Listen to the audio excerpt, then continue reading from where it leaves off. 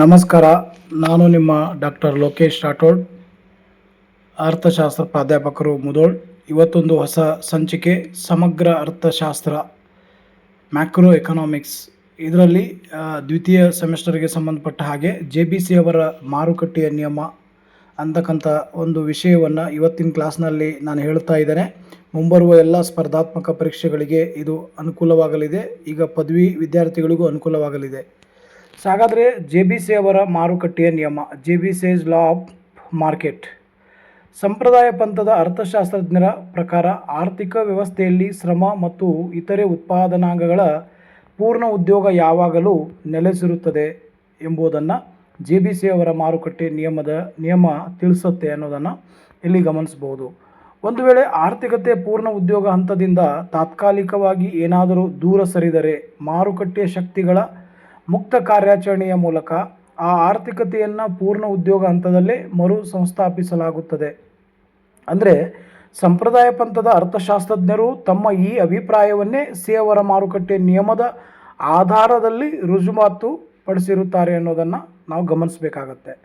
ಅವರು ಈ ನಿಯಮದ ಆಧಾರದಲ್ಲಿ ಸಾರ್ವತ್ರಿಕ ಮಿತಿಮೀರಿದ ಉತ್ಪಾದನೆ ಹಾಗೂ ಸಾರ್ವತ್ರಿಕ ನಿರುದ್ಯೋಗವನ್ನು ತಳ್ಳಿಹಾಕುತ್ತಾರೆ. ಆದ್ದರಿಂದ ಅವರ ಮಾರುಕಟ್ಟೆ ನಿಯಮವು ಸಂಪ್ರದಾಯ ಪಂಥದ ಉದ್ಯೋಗ ಸಿದ್ಧಾಂತದ ತಳಪಾಯವಾಗಿದೆ ಅನ್ನೋದನ್ನು ಗಮನಿಸಬೇಕಾಗತ್ತೆ. ಜೀನ್ ಬ್ಯಾಪ್ಟಿಸ್ಟ್ ಸೇ 1767 1832 ಅವರು ಒಬ್ಬ ಹೆಸರಾಂತ ಫ್ರೆಂಚ್ ಅರ್ಥಶಾಸ್ತ್ರಜ್ಞ. ಅವರು ಪ್ರತಿಪಾದಿಸಿದ ಜನಪ್ರಿಯ ಮಾರುಕಟ್ಟೆಯ ನಿಯಮ ಈ ಮೊದಲೇ ತಿಳಿಸಿದಂತೆ ಸಂಪ್ರದಾಯ ಪಂಥದ ಉದ್ಯೋಗ ಸಿದ್ಧಾಂತ ಆಧಾರದ ಸ್ತಂಭವಾಗಿದೆ. ಪೂರೈಕೆಯು ತನ್ನ ಬೇಡಿಕೆಯನ್ನು ತಾನೇ ಸೃಷ್ಟಿಸಿಕೊಳ್ಳುತ್ತದೆ. Supply creates its own demand ಎಂಬುದು ಅವರ ಮಾರುಕಟ್ಟೆಯ ನಿಯಮ. ಈ ನಿಯಮದ ಆಧಾರದಲ್ಲಿ ಸಂಪ್ರದಾಯ ಪಂಥ ಉದ್ಯೋಗ ಸಿದ್ಧಾಂತವನ್ನು ನಿರೂಪಿಸಲಾಗಿದೆ. ಅವರ ಪ್ರಕಾರ ವಸ್ತುಗಳಿಗೆ ಉತ್ಪಾದನೆಯೇ ಮಾರುಕಟ್ಟೆಯನ್ನು ಸೃಷ್ಟಿಸುತ್ತದೆ. ಅಂದರೆ ಮಾರಾಟ ಮಾಡುವುದೆಂದರೆ ಅದೇ ವೇಳೆಯಲ್ಲಿ ಕೊಳ್ಳುವುದು ಆಗಿರುತ್ತದೆ ಮತ್ತು ಹೆಚ್ಚು ಉತ್ಪಾದಿಸುವುದೆಂದರೆ ಇತರ ವಸ್ತುಗಳಿಗೆ ಬೇಡಿಕೆಯನ್ನು ಸೃಷ್ಟಿಸಿದಂತ ಆಗುತ್ತದೆ. ಪ್ರತಿಯೊಬ್ಬ ಉತ್ಪಾದಕ ಗ್ರಾಹಕನೊಬ್ಬನನ್ನು ಪಡೆಯುತ್ತಾನೆ. ಇನ್ನೊಂದು ರೀತಿಯಲ್ಲಿ ಹೇಳೋದಾದರೆ ವಸ್ತುವಿನ ಪ್ರತಿ ಹೆಚ್ಚುವರಿ ಪೂರೈಕೆ ಅಷ್ಟೇ ಪ್ರಮಾಣದ ಬೇಡಿಕೆಯನ್ನು ಸೃಷ್ಟಿಸುತ್ತದೆ. ಆದ್ದರಿಂದ ಮಿತಿಮೀರಿದ ಉತ್ಪಾದನೆ ಎಂಬುದು ಸಾಧ್ಯವೇ ಇರುವುದಿಲ್ಲ. ಈ ಹಿನ್ನೆಲೆಯಲ್ಲಿ ನಿಯಮದ ಪ್ರಕಾರ ಅಧಿಕ ಉತ್ಪಾದನೆ ಮತ್ತು ನಿರುದ್ಯೋಗ ತಾರ್ಕಿಕವಾಗಿ ಅಸಾಧ್ಯವಾದ ಮಾತು ಎನ್ನುವುದನ್ನು JBC ಅವರ ಮಾರುಕಟ್ಟೆ ನಿಯಮ ಇಲ್ಲಿ ತಿಳಿಸ್ಕೊಡ್ತದೆ. ಹಾಗಾಗಿ ವಸ್ತುಗಳ ಉತ್ಪಾದನೆ ಏನಾಗುತ್ತಂದರೆ ಮಾರುಕಟ್ಟೆಯನ್ನು ಸೃಷ್ಟಿ ಮಾಡ್ತದೆ. ಮಾರಾಟ ಅಂದರೆ ಕೊಳ್ಳುವುದು ಆಗಿರ್ತದೆ. ಅದೇ ಸಂದರ್ಭದಲ್ಲಿ ಉತ್ಪಾದಿಸುವುದೆಂದರೆ ಆ ವಸ್ತುಗಳಿಗೆ ಹೆಚ್ಚು ಬೇಡಿಕೆ ಸೃಷ್ಟಿಸುವುದಾಗಿರುತ್ತೆ ಎನ್ನುವುದನ್ನು ಇವರ ನಿಯಮದಲ್ಲಿ ನಾವು ತಿಳಿದುಕೊಳ್ಳಬಹುದಾಗಿದೆ. ಇದರ ಒಂದು ಮುಂದುವರೆದ ಭಾಗದಲ್ಲಿ ನೋಡೋದಾದರೆ ಅವರ ಪ್ರಕಾರ ಪೂರೈಕೆ ತನ್ನ ಬೇಡಿಕೆಯನ್ನು ತಾನೇ ಸೃಷ್ಟಿಸಿಕೊಳ್ಳುವುದರಿಂದ ಹಾಗೂ ವಸ್ತುಗಳಿಗೆ ಉತ್ಪಾದನೆ ಮಾರುಕಟ್ಟೆಯನ್ನು ಸೃಷ್ಟಿಸಿರುವುದರಿಂದ ಸಾರ್ವತ್ರಿಕ ಮಿತಿಮೀರಿದ ಉತ್ಪಾದನೆ ಮತ್ತು ಸಾರ್ವತ್ರಿಕ ನಿರುದ್ಯೋಗ ಸಂಭವಿಸುವುದು ಸಾಧ್ಯವೇ ಇಲ್ಲ ಅನ್ನೋದನ್ನು ನಾವು ಸ್ಪಷ್ಟವಾಗಿ ಇಲ್ಲಿ ತಿಳಿಯಬೇಕಾಗ್ತದೆ. ಅವರ ಅಥವಾ ಸೇನ ಅಭಿಪ್ರಾಯದಲ್ಲಿ ಹೊಸದಾಗಿ ವಸ್ತುವೊಂದನ್ನು ಉತ್ಪಾದಿಸಿದಾಗ ಅದಕ್ಕೆ ತಾನಾಗಿಯೇ ಬೇಡಿಕೆ ಸೃಷ್ಟಿಯಾಗುತ್ತೆ. ಅಂದರೆ ಒಂದು ಮಾರುಕಟ್ಟೆಯಲ್ಲಿ ಹೊಸ ಬೇಡಿಕೆ ವಸ್ತು ಉತ್ಪಾದನೆ ಆಗಿದೆ ಅಂದರೆ ಅದಕ್ಕೆ ತನ್ನಿಂದ ತಾನೇ ಏನಾಗುತ್ತೆ ಅಂದರೆ ಬೇಡಿಕೆ ಸೃಷ್ಟಿಯಾಗತ್ತೆ. ಇಲ್ಲಿ ಬೇಡಿಕೆಯ ಪ್ರಮುಖ ಮೂಲವೆಂದರೆ ಉತ್ಪಾದನಾ ಪ್ರಕ್ರಿಯೆಯಿಂದಲೇ ಸೃಷ್ಟಿಯಾಗುವ ಉತ್ಪಾದನಾ ಕರ್ತೃಗಳ ಆದಾಯವಾಗಿದೆ. ಅಂದರೆ ವಸ್ತುಗಳನ್ನು ಉತ್ಪಾದಿಸಿದಾಗ ಅವುಗಳ ಉತ್ಪಾದನೆಯಲ್ಲಿ ಪಾಲ್ಗೊಳ್ಳುವ ಉತ್ಪಾದನಾಂಗಗಳು ಆದಾಯವನ್ನು ಪಡೆಯುತ್ತವೆ. ನೋಡಿ, ಹಲವಾರು ರೀತಿಯ ಉತ್ಪಾದನಾಂಗಗಳಿವೆ. ಭೂಮಿ, ಶ್ರಮ, ಬಂಡವಾಳ, ಸಂಘಟನೆ, ಇನ್ನೂ ಅನೇಕ ಅಂಶಗಳನ್ನು ನಾವು ಇಲ್ಲಿ ತಿಳ್ಕೋಬೋದು. ಹಾಗಾಗಿ ವಸ್ತುಗಳನ್ನು ಉತ್ಪಾದಿಸಿದಾಗ ಅವುಗಳ ಉತ್ಪಾದನೆಯಲ್ಲಿ ಪಾಲ್ಗೊಳ್ಳುವ ಉತ್ಪಾದನಾಂಗಗಳು ಆದಾಯವನ್ನು ಪಡೆಯುತ್ತವೆ. ಈ ಆದಾಯವನ್ನು ಉತ್ಪಾದನಾ ಕರ್ತೃಗಳ ಮಾಲೀಕರು ತಮಗೆ ಅಗತ್ಯವಿರುವ ವಸ್ತುಗಳನ್ನು ಕೊಳ್ಳಲು ಬಯಸುತ್ತಾರೆ. ಆದ್ದರಿಂದ ಉತ್ಪಾದನೆ ತನ್ನ ಜೊತೆಯಲ್ಲಿಯೇ ಅಷ್ಟೇ ಪ್ರಮಾಣದ ಆದಾಯ ಮತ್ತು ಕೊಳ್ಳುವ ಶಕ್ತಿಯನ್ನು ಸೃಷ್ಟಿ ಮಾಡುತ್ತೆ ಅನ್ನೋದನ್ನು ನಾವಿಲ್ಲಿ ಗಮನಿಸಬೇಕಾಗತ್ತೆ. ಇದರಿಂದ ಉತ್ಪಾದಿತ ವಸ್ತುಗಳು ಪೂರ್ಣವಾಗಿ ಮಾರಾಟವಾಗುವುದು ಸಾಧ್ಯವಾಗುತ್ತದೆ. ಆದ್ದರಿಂದ ಅಧಿಕ ಪ್ರಮಾಣ ಅಥವಾ ಮಿತಿ ಮೀರಿದ ಉತ್ಪಾದನೆಗೆ ಅವಕಾಶ ಇಲ್ಲಿ ಇರುವುದಿಲ್ಲ. ಆದ್ದರಿಂದ ಮಾರುಕಟ್ಟೆ ನಿಯಮದ ಪ್ರಕಾರ ಪೂರೈಕೆ ತನ್ನ ಜೊತೆಯಲ್ಲಿಯೇ ಏಕಕಾಲದಲ್ಲಿ ಬೇಡಿಕೆಯನ್ನು ಸೃಷ್ಟಿಸುವುದರ ಮೂಲಕ ಮಿತಿಮೀರಿದ ಉತ್ಪಾದನೆ ಮತ್ತು ನಿರುದ್ಯೋಗ ಸಮಸ್ಯೆಯನ್ನು ಬಗೆಹರಿಸುತ್ತದೆ ಎನ್ನುವುದನ್ನು ಇಲ್ಲಿ ನಾವು ಗಮನಿಸಬೇಕಾಗತ್ತೆ. ಆದ್ದರಿಂದ ಸಪ್ಲೈ ಕ್ರಿಯೇಟ್ಸ್ ಓನ್ ಡಿಮ್ಯಾಂಡ್, ಪೂರೈಕೆಯು ತನ್ನ ಬೇಡಿಕೆಯನ್ನು ತಾನೇ ಸೃಷ್ಟಿಸಿಕೊಳ್ಳುತ್ತೆ ಅನ್ನೋದನ್ನು ಈ ಕೆಳಗಿನ ಒಂದು ಉದಾಹರಣೆಯ ಮೂಲಕ ನಾವು ನೋಡಬಹುದು. ಅವರ ಪೂರೈಕೆ ತನ್ನ ಬೇಡಿಕೆಯನ್ನು ತಾನೇ ಸೃಷ್ಟಿಸಿಕೊಳ್ಳುತ್ತೆ ಎಂಬ ಮಾರುಕಟ್ಟೆಯ ನಿಯಮವನ್ನು ಈ ಕೆಳಗಿನ ನಕ್ಷೆಯ ಸಹಾಯದಿಂದ ನಾವು ವಿವರಿಸ್ಬೋದು. ಇಲ್ಲಿ ನಕ್ಷೆಯಲ್ಲಿ ನೋಡ್ತಾ ಇರ್ಬೋದು, ₹5,000 ಬೆಲೆ ಬಾಳುವ ಸರಕುಗಳ ಉತ್ಪಾದನೆ.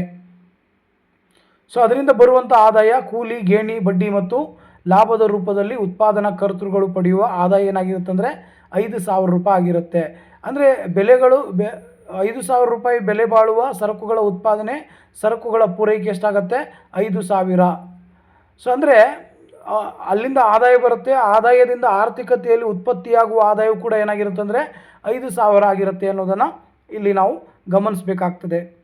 ಹಾಗಾಗಿ ಒಟ್ಟಾರೆ ಈ ಒಂದು ಕೋಷ್ಟಕವನ್ನು ಅಥವಾ ಒಂದು ನಕ್ಷೆಯನ್ನು ನೋಡಿದಾಗ ವಸ್ತುಗಳ ಉತ್ಪಾದನೆ ಮತ್ತು ಪೂರೈಕೆ ಪ್ರಕ್ರಿಯೆಯಲ್ಲಿ ಆದಾಯವನ್ನು ಸೃಷ್ಟಿಸಲಾಗುತ್ತೆ ಹಾಗೂ ಅದನ್ನು ಅನುಭೋಗಿಗಳು ಉತ್ಪಾದಿತ ಸರಕುಗಳನ್ನು ಕೊಳ್ಳುವಂತೆ ಮಾಡಲು ಅವರ ನಡುವೆ ಹಂಚಲಾಗುತ್ತದೆ. ಹೀಗೆ ಉತ್ಪಾದನಾಂಗಗಳು ಗಳಿಸುವ ಆದಾಯವು ಉತ್ಪಾದಿತ ಸರಕುಗಳ ಬೇಡಿಕೆಯ ಮೂಲವಾಗಿರುತ್ತದೆ ಅನ್ನೋದನ್ನು ಈ ಮೇಲಿನ ನಕ್ಷೆಯಲ್ಲಿ ಸ್ಪಷ್ಟವಾದಂತೆ ₹5,000 ಬೆಲೆ ಬಾಳುವ ಸರಕುಗಳ ಉತ್ಪಾದನೆಯು ಅಷ್ಟೇ ಪ್ರಮಾಣದ ಅಂದರೆ 5,000 ಪ್ರಮಾಣದ ಆದಾಯವನ್ನು ಸೃಷ್ಟಿಸುತ್ತದೆ ಅನ್ನೋದನ್ನು ಈ ಮೇಲಿನ ಕೋಷ್ಟಕದಲ್ಲಿ ನಾವು ನಕ್ಷೆಯಲ್ಲಿ ನೋಡಬಹುದು.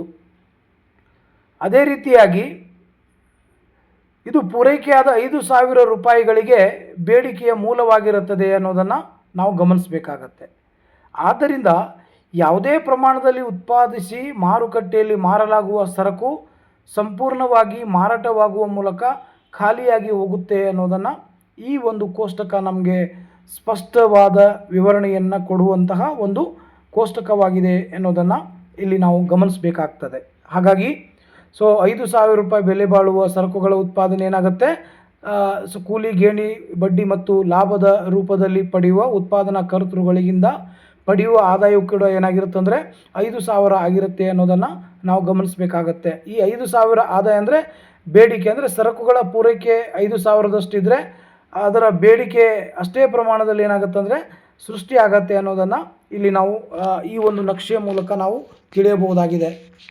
ಹಾಗಾಗಿ ಈ ಒಂದು ನಕ್ಷೆಯನ್ನು ನಾವು ನೋಡಿದಾಗ ಪೂರೈಕೆಯು ತನ್ನ ಬೇಡಿಕೆಯನ್ನು ತಾನೇ ಸೃಷ್ಟಿಸಿಕೊಳ್ತದೆ ಅನ್ನೋದನ್ನು ಈ ಒಂದು JBC ಅವರ ನಿಯಮ ಇಲ್ಲಿ ತಿಳಿಸ್ತಾ ಇದೆ ಅನ್ನೋದನ್ನು ನಾವು ಗಮನಿಸಬೇಕಾಗ್ತದೆ. ಅದೇ ರೀತಿ ಅದರ ಮುಂದುವರೆದ ಭಾಗದಲ್ಲಿ ನೋಡೋದಾದರೆ ಪ್ರತಿಯೊಂದು ಪ್ರಮಾಣದ ಉತ್ಪಾದನೆಯಲ್ಲಿ ಅಷ್ಟೇ ಪ್ರಮಾಣದ ಆದಾಯವನ್ನು ಸೃಷ್ಟಿಸಲಾಗುತ್ತೆ. ಈ ಆದಾಯವು ಉತ್ಪಾದಿತ ಸರಕುಗಳನ್ನು ಕೊಂಡುಕೊಳ್ಳಲು ಸಾಕಾಗುತ್ತದೆ. ಆದ ಕಾರಣ ಉತ್ಪಾದಿತ ಸರಕುಗಳೆಲ್ಲವೂ ಮಾರಾಟವಾಗಿ ಬಿಡುತ್ತವೆ. ಈ ಹಿನ್ನೆಲೆಯಲ್ಲಿ ಮಿತಿಮೀರಿದ ಉತ್ಪಾದನೆ ಅಥವಾ ಬೇಡಿಕೆಯ ಕೊರತೆ ಎಂಬುದು ಉದ್ಭವಿಸುವ ಸಾಧ್ಯತೆ ಇರುವುದಿಲ್ಲ. ಈ ಸನ್ನಿವೇಶದಲ್ಲಿ ನಿರುದ್ಯೋಗ ಅನುಭವಿಸುತ್ತಿರುವ ಎಲ್ಲ ಉತ್ಪಾದನಾಂಗಗಳನ್ನು ಪೂರ್ಣವಾಗಿ ಉದ್ಯೋಗದಲ್ಲಿ ನೇಮಿಸಿಕೊಳ್ಳಲಾಗುತ್ತೆ. ಏಕೆಂದರೆ ಅವುಗಳು ಸಹ ಉತ್ಪಾದಿತ ಸರಕುಗಳನ್ನು ಎತ್ತುವಷ್ಟು ಪ್ರಮಾಣದಲ್ಲಿ ಆದಾಯವನ್ನು ಸೃಷ್ಟಿಸುತ್ತವೆ. ಆದ್ದರಿಂದ ಉತ್ಪಾದನೆಯನ್ನು ಪೂರ್ಣ ಉದ್ಯೋಗದ ಮಟ್ಟದವರೆಗೆ ಮುಂದುವರಿಸಿಕೊಂಡು ಹೋಗಲಾಗತ್ತೆ ಎಂಬುದನ್ನು JBC ಅವರ ಮಾರುಕಟ್ಟೆ ನಿಯಮ ಇಲ್ಲಿ ತಿಳಿಸ್ತದೆ. ಈ JBC ಅವರ ನಿಯಮದ ಅನೇಕ ಸೂಚ್ಯಾರ್ಥಗಳು ಇದ್ದಾವೆ. Implications of the JBC law. JBC ಅವರ ಮಾರುಕಟ್ಟೆ ನಿಯಮದಲ್ಲಿ ಈ ಕೆಳಗಿನ ಸೂಚ್ಯಾರ್ಥಗಳಿವೆ. ಸ್ವಯಂಚಾಲಿತ ಹೊಂದಾಣಿಕೆ. ಅವರ ಮಾರುಕಟ್ಟೆ ನಿಯಮದ ಪ್ರಕಾರ ಆರ್ಥಿಕ ವ್ಯವಸ್ಥೆಯಲ್ಲಿ ಸ್ವಯಂಚಾಲಿತ ಹೊಂದಾಣಿಕೆ ಇರುತ್ತದೆ. ಪೂರೈಕೆಯು ಬೇಡಿಕೆಯನ್ನು ಸೃಷ್ಟಿಸುವುದರಿಂದ ಆರ್ಥಿಕತೆಯಲ್ಲಿ ಪೂರೈಕೆ ಮತ್ತು ಬೇಡಿಕೆಗಳು ಸದಾಕಾಲ ಸಮನಾಗಿರುತ್ತವೆ. ಆರ್ಥಿಕತೆಯ ಸ್ವಯಂಚಾಲಿತ ಹೊಂದಾಣಿಕೆಯು ಸಮತೋಲನ ಪರಿಸ್ಥಿತಿಯನ್ನು ಸೃಷ್ಟಿಸುತ್ತೆ. ಇಲ್ಲಿ ಯಾವುದೇ ಹೊರಗಿನ ಶಕ್ತಿ, ಹತೋಟಿ ಅಥವಾ ನಿಯಂತ್ರಣ ಇರುವುದಿಲ್ಲ ಅನ್ನೋದನ್ನು ನಾವು ಗಮನಿಸಬೇಕಾಗತ್ತೆ. ಹಾಗಾಗಿ JBC ಅವರ ಮಾರುಕಟ್ಟೆಯ ಮೊದಲ ಸೂಚ್ಯಾರ್ಥ ಅಂದರೆ ಏನು? ಸ್ವಯಂಚಾಲಿತ ಹೊಂದಾಣಿಕೆಯನ್ನು ಮಾಡಿಕೊಳ್ಳಿಕ್ಕೆ ಅವಕಾಶ ಸಿಗ್ತದೆ ಅನ್ನೋದನ್ನು ಇಲ್ಲಿ ನಾವು ಗಮನಿಸಬೇಕಾಗ್ತದೆ. ಹಾಗಾಗಿ ಪೂರೈಕೆ ಬೇಡಿಕೆ ಸೃಷ್ಟಿಸುವುದರಿಂದ ಆರ್ಥಿಕತೆಯಲ್ಲಿ ಪೂರೈಕೆ ಮತ್ತು ಬೇಡಿಕೆ ಸದಾಕಾಲ ಸಮನಾಗಿರುತ್ತೆ ಅನ್ನೋದನ್ನು ಈ ಒಂದು ಸೂಚ್ಯಾರ್ಥ ತಿಳಿಸುತ್ತೆ. ಅದೇ ರೀತಿಯಾಗಿ ಸಾರ್ವತ್ರಿಕ ಮಿತಿಮೀರಿದ ಉತ್ಪಾದನೆ ಸಾಧ್ಯವಿಲ್ಲ. ಅವರ ನಿಯಮದ ಪ್ರಕಾರ ಸಾರ್ವತ್ರಿಕ ಮಿತಿಮೀರಿದ ಉತ್ಪಾದನೆ ಅಸಾಧ್ಯವಾದ ಮಾತು. ಏಕೆಂದರೆ ಪೂರೈಕೆ ತನ್ನ ಬೇಡಿಕೆಯನ್ನು ತಾನೇ ಸೃಜಿಸಿಕೊಳ್ಳುತ್ತದೆ ಮತ್ತು ಅವೆರಡೂ ಪರಸ್ಪರ ಸಮನಾಗಿರುತ್ತವೆ. ಒಂದು ವೇಳೆ ಪೂರೈಕೆ ಬೇಡಿಕೆಗಿಂತ ಅಧಿಕವಿದ್ದಲ್ಲಿ ಬೆಲೆಗಳು ಕಡಿಮೆಗೊಳ್ಳುತ್ತವೆ. ಆಗ ಬೇಡಿಕೆ ಅಧಿಕಗೊಂಡು ಹೆಚ್ಚುವರಿಯಾಗಿ ಸಂಗ್ರಹ ತಕ್ಷಣ ಮಾರಾಟವಾಗಿ ಹೋಗುತ್ತೆ. ಆದ್ದರಿಂದ ಸೇವರ ನಿಯಮದ ಪ್ರಕಾರ ಮುಕ್ತ ಉದ್ಯಮ ಮಾರುಕಟ್ಟೆ ಆರ್ಥಿಕತೆಗಳಲ್ಲಿ ಸಾರ್ವತ್ರಿಕ ಮಿತಿಮೀರಿದ ಉತ್ಪಾದನೆ ಎಂಬುದು ತಾರ್ಕಿಕವಾಗಿ ಸಾಧ್ಯವಿಲ್ಲದ ಮಾತು ಅನ್ನೋದನ್ನು ನಾವು ಗಮನಿಸಬೇಕಾಗತ್ತೆ. ಇದು ಕೂಡ ಒಂದು ಸೂಚ್ಯಾರ್ಥ ಅಂತ ಹೇಳ್ಬೋದು. ಸಾರ್ವತ್ರಿಕ ಮಿತಿಮೀರಿದ ಉತ್ಪಾದನೆ ಸಾಧ್ಯವಿಲ್ಲ. ಅದೇ ರೀತಿ ಸಾರ್ವತ್ರಿಕ ನಿರುದ್ಯೋಗ ಸಾಧ್ಯವಿಲ್ಲ. ಮುಕ್ತ ಪೈಪೋಟಿ ಆರ್ಥಿಕತೆಗಳಲ್ಲಿ ಸೇವರ ನಿಯಮದ ಪ್ರಕಾರ ಸಾರ್ವತ್ರಿಕ ನಿರುದ್ಯೋಗ ಸಂಭವಿಸುವುದು ಸಾಧ್ಯವಿಲ್ಲ. ಏಕೆಂದರೆ ಪೂರೈಕೆ ಬೇಡಿಕೆಗೆ ಸಮನಾಗಿರುತ್ತದೆ. ಒಂದು ವೇಳೆ ನಿರುದ್ಯೋಗ ಸಂಭವಿಸಿದರೂ ಸಹ ಕೂಲಿ ದರದಲ್ಲಿನ ಕಡಿತವು ಪೂರ್ಣ ಉದ್ಯೋಗದ ಸನ್ನಿವೇಶವನ್ನು ಸಂಸ್ಥಾಪಿಸುತ್ತದೆ. ಆದ್ದರಿಂದ ಸೇವರ ಪ್ರಕಾರ ನಿರುದ್ಯೋಗ ತಾತ್ಕಾಲಿಕ ಸನ್ನಿವೇಶವಾಗಿದ್ದು ಕೂಲಿ ದರದಲ್ಲಿನ ಹೊಂದಾಣಿಕೆ ಮೂಲಕ ಅದನ್ನು ನಾವೇನು ಮಾಡ್ಬೋದು, ನಿವಾರಣೆಯನ್ನು ಮಾಡಿಕೊಳ್ಳಿಕ್ಕೆ ಇಲ್ಲಿ ಅವಕಾಶ ಇರುತ್ತೆ ಅನ್ನೋದನ್ನು ನಾವು ಗಮನಿಸಬೇಕಾಗ್ತದೆ. ಸೊ ಆದ್ದರಿಂದ ಇದು ಕೂಡ ಒಂದು ಸೂಚ್ಯಾರ್ಥ ಅಂತ ಹೇಳ್ಬೋದು. ಸಾರ್ವತ್ರಿಕ ನಿರುದ್ಯೋಗ ಸಾಧ್ಯವಿಲ್ಲ ಅನ್ನೋದು ಕೂಡ ಇದರ ಒಂದು ಸೂಚ್ಯಾರ್ಥವಾಗಿರ್ತದೆ. ಅದೇ ರೀತಿ ತಾಟಸ್ಥ್ಯ ನೀತಿ, ಮುಕ್ತ ಆರ್ಥಿಕ ನೀತಿ ಅಂತ ಕರಿಬೋದು. ಸೇವರ ಮಾರುಕಟ್ಟೆಯ ನಿಯಮವನ್ನು ಮುಕ್ತ ಆರ್ಥಿಕತೆ ನೀತಿಯ ಪರವಾಗಿ ಪ್ರತಿಪಾದಿಸಲಾಗಿದೆ. ಅವರ ಪ್ರಕಾರ ಆರ್ಥಿಕ ವ್ಯವಸ್ಥೆಯು ಸ್ವಯಂಚಾಲಿತವಾಗಿರುತ್ತದೆ ಅನ್ನೋದನ್ನು JBC ಅವರ ತಮ್ಮ ಮಾರುಕಟ್ಟೆಯ ನಿಯಮದಲ್ಲಿ ಪ್ರತಿಪಾದನೆ ಮಾಡ್ತಾ ಹೇಳ್ತಾರೆ. ಹಾಗಾಗಿ ಮುಕ್ತ ಆರ್ಥಿಕ ನೀತಿಯನ್ನು JBC ಅವರ ಮಾರುಕಟ್ಟೆಯ ನಿಯಮ ಒಳಗೊಂಡಿದೆ ಅನ್ನೋದನ್ನು ಈ ಎಲ್ಲ ಅಂಶಗಳ ಮೂಲಕ ನಾವು ತಿಳಿಯಬಹುದಾಗಿದೆ. ಆದ್ದರಿಂದ ಸಾರ್ವತ್ರಿಕ ಮಿತಿ ಮೀರಿದ ಉತ್ಪಾದನೆ ಸಾಧ್ಯ ಇರುವುದಿಲ್ಲ. ಇದು ಒಂದು ಸೂಚ್ಯಾರ್ಥ ಅಂತ ಹೇಳ್ಬೋದು. ಸಾರ್ವತ್ರಿಕ ನಿರುದ್ಯೋಗ ಸಾಧ್ಯವಿಲ್ಲ, ತಾಟಸ್ಥ್ಯ ನೀತಿ ಅಥವಾ ಮುಕ್ತ ಆರ್ಥಿಕ ನೀತಿ ಅಂತ ಹೇಳ್ಬೋದು. ಅದೇ ರೀತಿ ಮುಂದುವರೆದ ಭಾಗದಲ್ಲಿ ತನ್ನಷ್ಟಕ್ಕೆ ತಾನೇ ಹೊಂದಾಣಿಕೆ ಮಾಡಿಕೊಂಡು ಸಾಗುತ್ತಿರುವ, ಆದ್ದರಿಂದ ಯಾವುದೇ ಹೊರಗಿನ ಶಕ್ತಿ ಹತೋಟಿ ಅಥವಾ ನಿಯಂತ್ರಣ ಅವಶ್ಯಕತೆ ಇರುವುದಿಲ್ಲ. ಬೆಲೆಗಳು ಮತ್ತು ಕೂಲಿ ದರಗಳಲ್ಲಿನ ಹೊಂದಾಣಿಕೆ ಮೂಲಕ ಆರ್ಥಿಕತೆ ತನ್ನ ಸಮತೋಲನವನ್ನು ಕಾಪಾಡಿಕೊಂಡು ಹೋಗುತ್ತೆ. ಆದ್ದರಿಂದ ಸರ್ಕಾರ ಆರ್ಥಿಕ ಚಟುವಟಿಕೆಗಳಲ್ಲಿ ಹಸ್ತಕ್ಷೇಪ ನಡೆಯುವ ಅಗತ್ಯತೆ ಕಾಣಬರುವುದಿಲ್ಲ. ಅಂದರೆ ಸೇವರ ಪ್ರಕಾರ ಆರ್ಥಿಕತೆ ಸ್ವಯಂಚಾಲಿತವಾಗಿರುವುದರಿಂದ ಸರ್ಕಾರದ ಹಸ್ತಕ್ಷೇಪದ ಅವಶ್ಯಕತೆ ಇರಲ್ಲ. ಸರ್ಕಾರ ಮುಕ್ತ ಆರ್ಥಿಕ ನೀತಿ ಅಥವಾ ತಾಟಸ್ಥ್ಯ ನೀತಿಯನ್ನು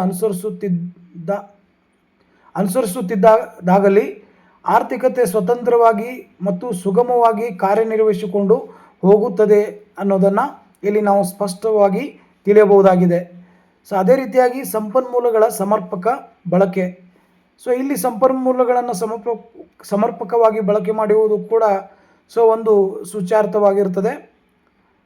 ಪೂರೈಕೆ ತನ್ನ ಬೇಡಿಕೆಯನ್ನು ತಾನೇ ಸೃಷ್ಟಿಸಿಕೊಳ್ಳುವುದರಿಂದ ಸಂಪನ್ಮೂಲಗಳ ಸಮರ್ಪಕ ಬಳಕೆಗೆ ವಿಪುಲವಾದ ಅವಕಾಶಗಳು ಲಭ್ಯವಾಗುತ್ತವೆ. ಸೇವರ ಪ್ರಕಾರ ಜಡ ಸಂಪನ್ಮೂಲಗಳನ್ನು ಉತ್ಪಾದನೆಯಲ್ಲಿ ಬಳಸಿಕೊಳ್ಳುವುದರ ಮೂಲಕ ಉತ್ಪಾದನೆ ಮತ್ತು ಆದಾಯವನ್ನು ಹೆಚ್ಚಿಸುವುದು ಸಾಧ್ಯವಾಗುತ್ತೆ. ಬಳಕೆಯಾಗದ ಸಂಪನ್ಮೂಲಗಳು ಇನ್ನೂ ಅಸ್ತಿತ್ವದಲ್ಲಿದ್ದಾಗ ಅವುಗಳನ್ನು ಪೂರ್ಣ ಉದ್ಯೋಗದ ಹಂತದವರೆಗೆ ಬಳಸಿಕೊಳ್ಳುವುದು ಇನ್ನೂ ಲಾಭದಾಯಕ ಎಂದೇ ಸೇವರ ನಿಯಮ ಅಭಿಪ್ರಾಯ ಪಡುತ್ತೆ ಅನ್ನೋದನ್ನು ಇಲ್ಲಿ ನಾವು ಗಮನಿಸಬಹುದು. ಹಾಗಾಗಿ JBC ಅವರ ನಿಯಮ ಹಲವಾರು ರೀತಿಯ ಸೂಚ್ಯಾರ್ಥಗಳನ್ನು ಒಳಗೊಂಡಿದೆ. ಸೂಚ್ಯಾರ್ಥಗಳಲ್ಲಿ ಸಂಪನ್ಮೂಲಗಳ ಸಮರ್ಪಕ ಬಳಕೆ ಅಂದರೆ ಈ ಲಭ್ಯವಿರುವಂಥ ಸಂಪನ್ಮೂಲಗಳನ್ನು ಸರಿಯಾದ ರೀತಿಯಲ್ಲಿ ಬಳಕೆ ಮಾಡಿಕೊಂಡ್ರೆ ಅಲ್ಲಿ ಪೂರೈಕೆ ತನ್ನ ಬೇಡಿಕೆಯನ್ನು ತಾನೇ ಸೃಷ್ಟಿಸಿಕೊಳ್ಳುವುದರಿಂದ ಸಂಪನ್ಮೂಲಗಳನ್ನು ಸಮರ್ಪಕವಾಗಿ ಬಳಕೆಗೆ ವಿಪುಲ ಅವಕಾಶ ಇರ್ತದೆ ಅನ್ನೋದನ್ನು JBC ಅವರ ಮಾರುಕಟ್ಟೆಯ ನಿಯಮದಲ್ಲಿ ನಾವು ತಿಳಿಯಬಹುದಾಗಿದೆ. ಹೀಗೆ JBC ಅವರ ಮಾರುಕಟ್ಟೆಯ ನಿಯಮ ಪ್ರಸ್ತುತ ದಿನಮಾನಗಳಲ್ಲಿ ಅತಿ ಹೆಚ್ಚು ಪ್ರಾಮುಖ್ಯತೆ ಪಡೆದುಕೊಂಡಿದೆ. ಅದರ ಮುಂದುವರೆದ ಭಾಗದಲ್ಲಿ ನೋಡೋದಾದರೆ ಉಳಿತಾಯ ಮತ್ತು ಹೂಟೆಯ ಸಮಾನತೆ. ಸೇವರ ಮಾರುಕಟ್ಟೆಯ ನಿಯಮದ ಪ್ರಕಾರ ಬಡ್ಡಿ ದರಗಳಲ್ಲಿನ ನಮ್ಯತೆ ಉಳಿತಾಯ ಮತ್ತು ಹೂಡಿಕೆ ನಡುವಿನ ಸಮಾನತೆ ಉಂಟು ಮಾಡುತ್ತೆ. ಈ ನಿಯಮದ ಪ್ರಕಾರ ಉಳಿತಾಯ ಎಂಬುದು ಸಾಮಾಜಿಕ ಪಾವಿತ್ರ್ಯವಾಗಿದೆ. ಏಕೆಂದರೆ ಉಳಿತಾಯ ಮಾಡಿದ ಹಣವೆಲ್ಲವನ್ನು ಮುಂದಿನ ಉತ್ಪಾದನೆಯಲ್ಲಿ ಸ್ವಯಂಚಾಲಿತವಾಗಿ ನಾವೇನು ಮಾಡ್ಬೋದು ಅಂದರೆ ಹೂಡಿಕೆ ಮಾಡಬಹುದು ಅನ್ನೋದನ್ನು ಅದರ ಒಂದು ನಾವು ಸೂಚ್ಯಾರ್ಥದಲ್ಲಿ ಕಾಣಬಹುದು. ಅದೇ ರೀತಿ ಹಣದ ತಟಸ್ಥ ಪಾತ್ರ. ಸೇವರ ನಿಯಮದ ಪ್ರಕಾರ ಉತ್ಪಾದಿತ ಸರಕುಗಳೆಲ್ಲವೂ ಮಾರಾಟವಾಗಿ ಹೋಗುವುದರಿಂದ ಹಣದ ವಿನಿಮಯ ಮಾಧ್ಯಮವಾಗಿ ಕಾರ್ಯನಿರ್ವಹಿಸುವುದನ್ನು ಬಿಟ್ಟು ಅದಕ್ಕೆ ಆರ್ಥಿಕ ವ್ಯವಸ್ಥೆಯಲ್ಲಿ ಬೇರೆ ಯಾವ ಪಾತ್ರ ಇರುವುದಿಲ್ಲ. ಹೀಗೆ ಸಂಪ್ರದಾಯ ಪಂಥದ ಅರ್ಥಶಾಸ್ತ್ರಜ್ಞರು JBC ಅವರ ಮಾರುಕಟ್ಟೆಯ ನಿಯಮ ಆಧಾರದಲ್ಲಿ ಆರ್ಥಿಕತೆಯಲ್ಲಿ ಸದಾ ಪೂರ್ಣ ಉದ್ಯೋಗ ನೆಲೆಸಿರುತ್ತದೆ ಎಂಬ ತೀರ್ಮಾನಕ್ಕೆ ಬಂದರು.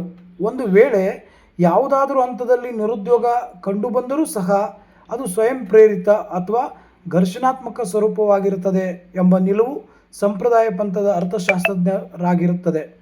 ಹಾಗಾಗಿ ಸಂಪ್ರದಾಯ ಪಂಥದ ಅರ್ಥಶಾಸ್ತ್ರಜ್ಞರು ಜೆ.ಬಿ.ಸೆ ಅವರು ಪ್ರತಿಪಾದನೆ ಮಾಡಿರ್ತಕ್ಕಂಥ ಜೆ.ಬಿ.ಸೆ ಅವರ ಮಾರುಕಟ್ಟೆ ನಿಯಮ ಹಲವಾರು ರೀತಿಯ ಸೂಚ್ಯಾರ್ಥಗಳನ್ನು ಒಳಗೊಂಡಿದೆ. ಆ ಎಲ್ಲ ಸೂಚ್ಯಾರ್ಥಗಳನ್ನು ತಿಳಿದುಕೊಂಡಾಗ ಜೆ.ಬಿ.ಸೆ ಅವರ ಮಾರುಕಟ್ಟೆ ನಿಯಮ ಪ್ರಸ್ತುತ ದಿನಮಾನಗಳಲ್ಲಿ ಅತಿ ಪ್ರಮುಖವಾಗಿರ್ತಕ್ಕಂಥ ಒಂದು ನಿಯಮ ಅಂತ ನಾವು ಹೇಳ್ಬೋದು. ಹಾಗಾಗಿ ಪೂರೈಕೆಯು ತನ್ನ ಬೇಡಿಕೆಯನ್ನು ತಾನೇ ಸೃಷ್ಟಿಸಿಕೊಳ್ತಕ್ಕಂತಹ ಒಂದು ವಿಚಾರವನ್ನು ಜೆ.ಬಿ.ಸೆ ಅವರು ತಮ್ಮ ಮಾರುಕಟ್ಟೆ ನಿಯಮದಲ್ಲಿ ವಿವರಣೆಯನ್ನು ನೀಡಿದ್ದಾರೆ ಅನ್ನೋದನ್ನು ಇಲ್ಲಿ ನಾವು ಸ್ಪಷ್ಟವಾಗಿ ತಿಳ್ಕೊಳ್ಬೇಕಾಗ್ತದೆ. ಹಾಗಾಗಿ ಜೆ.ಬಿ.ಸೆ ಅವರ ಮಾರುಕಟ್ಟೆ ನಿಯಮ ಸಾಕಷ್ಟು ಸೂಚ್ಯಾರ್ಥಗಳನ್ನು ಒಳಗೊಂಡಿರತಕ್ಕಂಥ ಒಂದು ನಿಯಮವಾಗಿರುತ್ತದೆ. ಹಾಗಾದರೆ ಮುಂದುವರೆದ ಭಾಗದಲ್ಲಿ ನೋಡೋದಾದರೆ ಜೆ.ಬಿ.ಸೆ ಅವರ ಮಾರುಕಟ್ಟೆಯ ನಿಯಮದ ಟೀಕೆಗಳನ್ನು ನಾವು ನೋಡಬೇಕಾಗತ್ತೆ. ಜೆ.ಬಿ.ಸೆ ಅವರ ಮಾರುಕಟ್ಟೆಯ ನಿಯಮ ಆ ನಿಯಮವನ್ನು ಕೇನ್ಸ್ ಅವರು ಕಟುವಾಗಿ ಟೀಕೆ ಮಾಡ್ತಾರೆ. ಕೇನ್ಸ್ ರವರು ತನ್ನ ಉದ್ಯೋಗ, ಬಡ್ಡಿ ಮತ್ತು ಹಣದ ಸಾರ್ವತ್ರಿಕ ಸಿದ್ಧಾಂತಗಳಲ್ಲಿ ಸೇನ ಮಾರುಕಟ್ಟೆ ನಿಯಮದ ಮೇಲೆ ಉಗ್ರವಾದ ಟೀಕಾಪ್ರಹಾರವನ್ನು ಮಾಡಿದ್ದಾರೆ. ಹಾಗಾದರೆ ಏನು ಟೀಕೆ ಹೇಳಿದ್ದಾರೆ ಇವರು? ಪೂರೈಕೆ ತನ್ನದೇ ಆದ ಬೇಡಿಕೆಯನ್ನು ಸೃಷ್ಟಿಸಿಕೊಳ್ಳುವುದಿಲ್ಲ. ಉತ್ಪಾದನೆ ತಾನಾಗೇ ಸರಕುಗಳಿಗೆ ಬೇಡಿಕೆಯನ್ನು ಸೃಷ್ಟಿಸುತ್ತದೆ ಎಂದು ಸೇನಾ ನಿಯಮ ಭಾವಿಸಿಕೊಳ್ಳುತ್ತೆ. ಆದರೆ ಕೇನ್ಸ್ ಅವರ ಪ್ರಕಾರ ಆಧುನಿಕ ಆರ್ಥಿಕತೆಗಳಲ್ಲಿ ಉತ್ಪಾದನೆಯು ಹೆಚ್ಚಿನ ದರದಲ್ಲಿಯೇ ಸರಕುಗಳಿಗೆ ಬೇಡಿಕೆ ಅಧಿಕಗೊಳ್ಳುವುದಿಲ್ಲ ಎಂದು ಅವರು ಹೇಳಿದ್ದಾರೆ. ಅನುಭೋಗ ಪ್ರವೃತ್ತಿಯ ಕೊರತೆ ಕಾರಣದಿಂದ ಆದಾಯ ಹೆಚ್ಚಿದ ದರದಲ್ಲಿಯೇ ಅನುಭೋಗದ ಪ್ರಮಾಣವು ಹೆಚ್ಚುವುದಿಲ್ಲ ಎಂಬುದು ಅವರ ನಿಲುವಾಗಿದೆ. ಅಲ್ಲದೆ ಅರ್ಥವ್ಯವಸ್ಥೆಯ ಒಳಗಡೆ ಉತ್ಪಾದನೆಯಾದ ಸರಕುಗಳು ಮಾತ್ರ ಅನುಭೋಗಿಸಿಕೊಂಡು ಇರಲು ಸಾಧ್ಯವಿರುವುದಿಲ್ಲ. ಅಂದರೆ ಉತ್ಪಾದನೆಯಾಗಿರ್ತಕ್ಕಂತಹ ಪೂರ್ಣ ಪ್ರಮಾಣದ ಸರಕುಗಳು ಮಾರಾಟವಾಗದೆ ಉಳಿದುಕೊಳ್ಳುವಂತಹ ಅಪಾಯವು ಕೂಡ ಇಲ್ಲಿ ಕಂಡುಬರುತ್ತೆ ಅನ್ನೋದನ್ನು ಜಾನ್ ಮೆನಾರ್ಡ್ ಕೇನ್ಸ್ ಅವರು ಟೀಕೆಯನ್ನು ವ್ಯಕ್ತಪಡಿಸ್ತಾರೆ ಜೆ.ಬಿ.ಸೆ ಅವರ ಮಾರುಕಟ್ಟೆಯ ನಿಯಮದ ಮೇಲೆ. ಆದ್ದರಿಂದ ಅವರು ಕೇನ್ಸ್ ಅವರು ಹೇಳುವ ಹಾಗೆ ಪೂರೈಕೆ ತನ್ನದೇ ಆದ ಬೇಡಿಕೆಯನ್ನು ಸೃಷ್ಟಿ ಮಾಡಿಕೊಳ್ಳುವುದಿಲ್ಲ ಅನ್ನೋದನ್ನು ಒಂದು ಅಭಿಪ್ರಾಯವನ್ನು, ಕಟುವಾದ ಟೀಕೆಯನ್ನು ಜೆ.ಬಿ.ಸೆ ಅವರ ಮಾರುಕಟ್ಟೆಯ ನಿಯಮದ ಮೇಲೆ ಟೀಕೆಯನ್ನು ಮಾಡುವಂಥ ಒಂದು ಕೆಲಸವನ್ನು ಜೆ.ಎಂ ಕೇನ್ಸ್ ಅವರ ಮಾಡ್ತಾ ಇದ್ದಾರೆ. ಅದೇ ರೀತಿಯಾಗಿ ಸ್ವಯಂ ಹೊಂದಾಣಿಕೆ ಅಸಾಧ್ಯವಾದದ್ದು. ಸ್ವಯಂ ಹೊಂದಾಣಿಕೆ ಮಾಡಬಹುದು ಅಂಥೇಳಿ ಜೆ.ಬಿ.ಸೆ ಅವರ ಮಾರುಕಟ್ಟೆ ನಿಯಮ ಹೇಳುತ್ತೆ. ಆದರೆ ಕೇನ್ಸ್ ಅವರ ಅಭಿಪ್ರಾಯದಲ್ಲಿ ಅರ್ಥವ್ಯವಸ್ಥೆಯಲ್ಲಿ ದೀರ್ಘಾವಧಿಯಲ್ಲಿ ಸ್ವಯಂಚಾಲಿತವಾದ ಮತ್ತು ಸ್ವಯಂ ಹೊಂದಾಣಿಕೆ ಮಾಡಿಕೊಳ್ಳಲಿಕ್ಕೆ ಸಾಧ್ಯವಾಗುವುದಿಲ್ಲ ಎಂಬ ಅಭಿಪ್ರಾಯವನ್ನು ಈ ಒಂದು ನಿಯಮ ಇಲ್ಲಿ ಹೇಳ್ತಾ ಇದೆ. ಹಾಗಾಗಿ ಈ ಒಂದು ನಿಯಮದ ಪ್ರಕಾರ ನೋಡಿದಾಗ ಇದು ಟೀಕೆ ಅಂತ ನಾವು ಹೇಳ್ಬೋದು. ಅದೇ ರೀತಿ ಮುಂದುವರೆದ ಭಾಗದಲ್ಲಿ ಹೊಂದಾಣಿಕೆ ವಿಧಾನದ ಮೂಲಕ ಪೂರ್ಣ ಉದ್ಯೋಗವು ನೆಲೆಸುತ್ತದೆ ಎಂಬುದು ಸೇನಾ ನಿಯಮದಿಂದ ಹೊರಹೊಮ್ಮುತ್ತದೆ. ಆದರೆ ಕೇನ್ಸ್ ಅವರ ಪ್ರಕಾರ ಇದು ತಪ್ಪು. ಸ್ವಯಂಚಾಲಿತ ಹೊಂದಾಣಿಕೆ ವಿಧಾನದಿಂದ ನಿರುದ್ಯೋಗವು ನಿರ್ಮೂಲನಗೊಳ್ಳುವುದಿಲ್ಲ. ಬದಲಾಗಿ ಹೂಡಿಕೆ ದರವನ್ನು ಹೆಚ್ಚಿಸುವ ಮೂಲಕ ನಿರುದ್ಯೋಗವನ್ನು ನಿವಾರಿಸಲು ಸಾಧ್ಯ ಎಂದು ಕೇನ್ಸ್ ಪ್ರಬಲವಾಗಿ ವಾದಿಸಿದ್ದಾನೆ. ಅಲ್ಲದೆ ದೀರ್ಘಾವಧಿಯನ್ನು ಗಣನೆಗೆ ತೆಗೆದುಕೊಳ್ಳುವುದನ್ನು ಸಹ ಕೇನ್ಸ್ ವಿರೋಧ ಮಾಡ್ತಾರೆ. ದೀರ್ಘಾವಧಿಯಲ್ಲಿ ನಾವೆಲ್ಲರೂ ನಿಧಾನರಾಗಿರುತ್ತೇವೆ ಎಂದು ಅವರು ಹೇಳ್ತಾರೆ. ಹಾಗಾಗಿ ಸ್ವಯಂಚಾಲಿತವಾಗಿ ಹೊಂದಾಣಿಕೆ ಆಗೋದಿಲ್ಲ ಎಂಬ ಅಭಿಪ್ರಾಯವನ್ನು ಜೆ.ಬಿ.ಸೆ ಅವರ ಮಾರುಕಟ್ಟೆಯ ನಿಯಮದ ಮೇಲೆ ಟೀಕೆಯನ್ನು ವ್ಯಕ್ತಪಡಿಸ್ತಾರೆ ಜಾನ್ ಮೆನಾರ್ಡ್ ಕೇನ್ಸ್ ಅವರು. ಅದೇ ರೀತಿಯಾಗಿ ಉತ್ಪಾದನಾ ಬಾಹುಳ್ಯದ ಸಾಧ್ಯತೆ. ಪೂರೈಕೆ ತನ್ನದೇ ಆದ ಬೇಡಿಕೆಯನ್ನು ಸೃಷ್ಟಿಸಿಕೊಳ್ಳುವುದರಿಂದ ಅರ್ಥವ್ಯವಸ್ಥೆಯಲ್ಲಿ ಸಾರ್ವತ್ರಿಕ ಉತ್ಪಾದನಾ ಬಾಹುಳ್ಯವಿರುವುದಿಲ್ಲ ಎಂಬ ತತ್ವವನ್ನು ಸೇನಾ ನಿಯಮವು ಆಧರಿಸಿದೆ. ಆದರೆ ಕೇನ್ಸ್ ಅವರು ಒಪ್ಪುವುದಿಲ್ಲ. ಅವರ ಪ್ರಕಾರ ಉತ್ಪಾದನಾಂಗಗಳಿಗೆ ದೊರೆಯುವ ಪೂರ್ಣ ಆದಾಯ ವೆಚ್ಚವಾಗದೆ ಅದರಲ್ಲಿ ಸ್ವಲ್ಪ ಭಾಗವು ಉಳಿತಾಯವಾಗುವುದರಿಂದ ಸರಕುಗಳಿಗೆ ಬೇಡಿಕೆ ಸಾಕಷ್ಟು ಪ್ರಮಾಣದಲ್ಲಿ ಇರುವುದಿಲ್ಲ. ಈ ಕಾರಣದಿಂದ ಉತ್ಪಾದನಾ ಬಾಹುಳ್ಯ ಸಂಭವಿಸುತ್ತದೆ ಅನ್ನೋದನ್ನು ಜೆ.ಬಿ.ಸೆ ಅವರು ತಮ್ಮ ಮಾರುಕಟ್ಟೆಯ ನಿಯಮದಲ್ಲಿ ಅಭಿಪ್ರಾಯವನ್ನು ವ್ಯಕ್ತಪಡಿಸ್ತಾ ಹೇಳಿದ್ದಾರೆ. ಅದೇ ರೀತಿಯಾಗಿ ಅದರ ಮುಂದುವರೆದ ಭಾಗದಲ್ಲಿ ನೋಡೋದಾದರೆ ಹಣವು ನಿಶ್ಚಲವಾದದ್ದಲ್ಲ. ಜೆ.ಬಿ.ಸೆ ಹಣ ಪಾತ್ರವನ್ನು ನಿರ್ಲಕ್ಷಿಸಿದ್ದಾನೆ. ಅವನ ಪ್ರಕಾರ ಮಾರುಕಟ್ಟೆ ನಿಯಮ ಸಾಟಿ ಪದ್ಧತಿಯನ್ನು ಆಧರಿಸಿದ್ದು ಹಣಕ್ಕೆ ಪ್ರಮುಖ ಪಾತ್ರ ನೀಡಿಲ್ಲ. ಮಾರುಕಟ್ಟೆಯಲ್ಲಿ ಆರ್ಥಿಕ ಚಟುವಟಿಕೆಗಳ ಮೇಲೆ ಹಣವು ಯಾವುದೇ ಪ್ರಭಾವ ಬೀರುವುದಿಲ್ಲ ಎಂದು ಪಿಗೋ ನಂಬಿದ್ದಾನೆ. ಆದರೆ ಅರ್ಥವ್ಯವಸ್ಥೆಯಲ್ಲಿ ಹಣಕ್ಕೆ ಕ್ರಿಯಾಶೀಲ ಪಾತ್ರವಿದೆ ಎಂಬುದನ್ನು ಪರಿಗಣಿಸಲು ಸೇನಾ ಮಾರುಕಟ್ಟೆ ನಿಯಮ ವಿಫಲಗೊಂಡಿದೆ.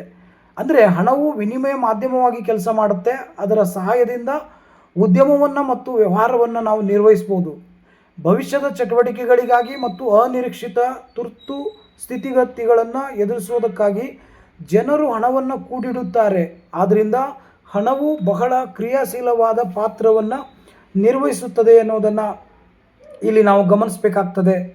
ಸೊ ಹಾಗಾಗಿ ಹಣವು ನಿಶ್ಚಲವಾದದ್ದಲ್ಲ ಅನ್ನೋದನ್ನು ನಾವು ಸ್ಪಷ್ಟವಾಗಿ ಇಲ್ಲಿ ತಿಳಿದುಕೊಳ್ಳಬೇಕಾಗ್ತದೆ. ಸೊ ಹಾಗಾಗಿ ಅದೇ ರೀತಿಯಾಗಿ ಪೂರ್ಣ ಉದ್ಯೋಗದ ಸ್ಥಿತಿ.